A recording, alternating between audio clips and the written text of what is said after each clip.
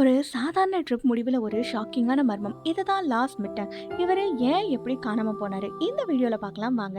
ஜெர்மனியை சேர்ந்த லாஸ் மிட்டங் அப்படிங்கிறவர் 2014 பல்கேரியா நாட்டில் உள்ள வர்ணா அப்படிங்கிற பிளேஸ்க்கு அவரோட ஃப்ரெண்ட்ஸ் கூட ஒரு ட்ரிப் போகிறாரு. ஃபர்ஸ்ட்டு எல்லாமே நல்லா தான் போயிட்டு இருந்திருக்கு. ஒரு நாள் நைட்டு ஃப்ரெண்ட்ஸ்லாம் சேர்ந்து கிளப்புக்கு போகும்போது அவருக்கும் இன்னொரு நபருக்கும் இடையில சண்டை ஏற்படுது. இதில் அவரோட காதில் நல்லா அடிபட்டு தான் சொல்கிறாங்க. ஸோ ஹாஸ்பிட்டல் போனதில் அவரை டாக்டர் ஃப்ளைட்டில் இப்போதைக்கு போக வேணாம் அப்படின்னு சொல்லியிருக்காரு.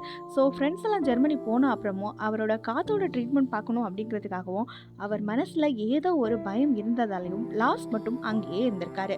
அவர் ஹோட்டலில் இருக்கும்போது ரொம்பவே டிஃப்ரெண்ட்டாக பிஹேவ் பண்ணியிருக்காரு. யாரும் தன்னை ஃபாலோ பண்ண மாதிரி வினோதமாக நடந்துக்கிட்ட அவர் ஒரு கட்டத்துக்கு மேலே ஹோட்டலில் இருந்து வெளியே ஓடி போயிருக்காரு. ஜூலை 8 2014 லாரன்ஸ் ஏர்போர்ட்டுக்கு போகிறாரு. ஃப்ளைட்டில் ஏறுறதுக்கு கொஞ்ச நேரத்துக்கு முன்னாடி அவர் திடீர்னு ஓட ஆரம்பிக்கிறாரு.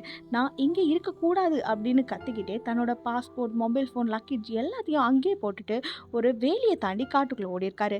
இதுதான் ஏர்போர்ட்டில் இருந்த சிசிடிவி ஃபுட்டேஜில் அவரை கடைசியாக பார்த்தது.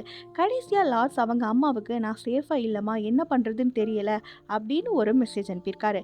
இன்னைக்கு வரைக்கும் லார்ட்ஸுக்கு என்ன ஆச்சு அப்படிங்கிற விஷயம் தெரியவே இல்லை. இதுக்கு காதில் ஏற்பட்ட காயம் காரணமாக மருந்தோட பக்க விளைவா இல்லை இதில் வேற ஏதாச்சும் மர்மம் இருக்கா?